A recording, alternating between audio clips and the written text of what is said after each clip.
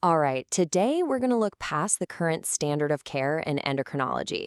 We're talking about the future, a future where continuous real-world data from wearable sensors could completely change how we diagnose and manage metabolic disease. As clinicians, we've all been there. A patient comes in, you get a single blood test, and you have to make a big decision based on that one little snapshot in time.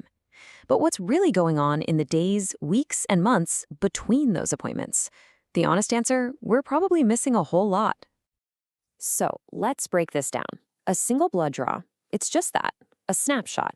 It's often done in a clinical setting, maybe the patient's stressed out, and it almost always misses those crucial circadian patterns, especially for hormones like TSH.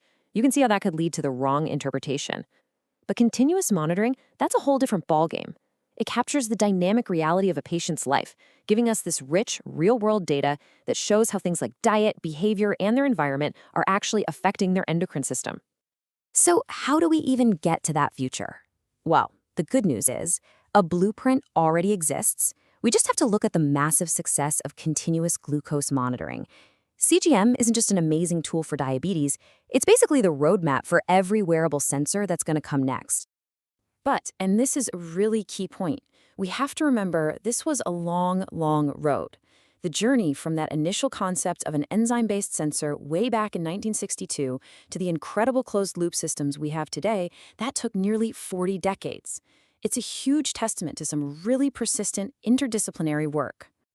And that's why we have to learn from that journey. The whole CGM experience taught us how to solve some enormous challenges. Things like overcoming bioincompatibility, the body fighting the sensor, or developing the smart algorithms needed to turn raw data into something actually useful, like trends and alerts. And maybe most importantly, establishing clinically meaningful metrics like time and range. These are the exact lessons we need to apply to all the new sensors coming down the pike. So, with those lessons in hand, we can now start to look at sensing beyond just glucose. The new frontiers in wearable tech are really targeting these non-conventional biological matrices, basically moving away from our total reliance on blood draws.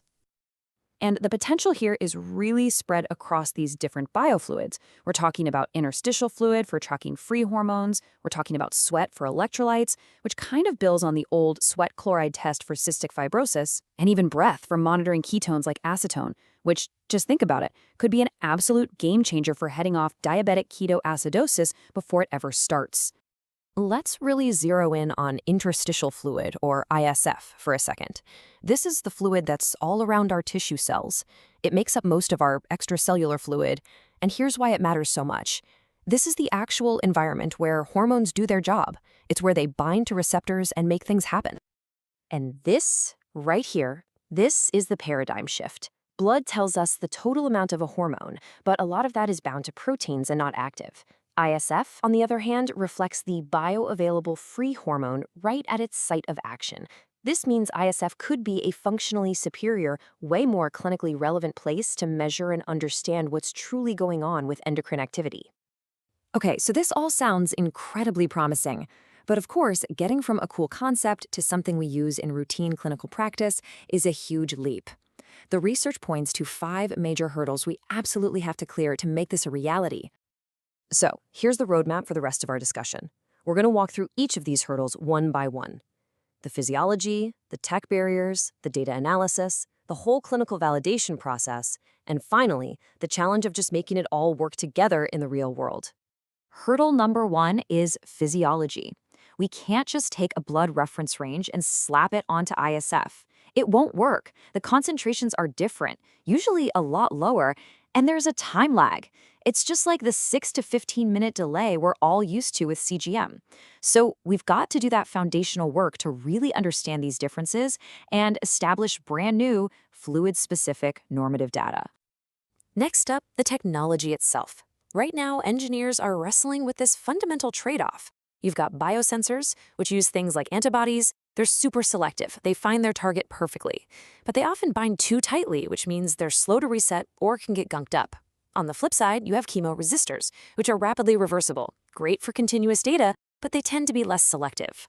Nailing both selectivity and reversibility in one sensor, that's the holy grail. Hurdle number 3, data analysis.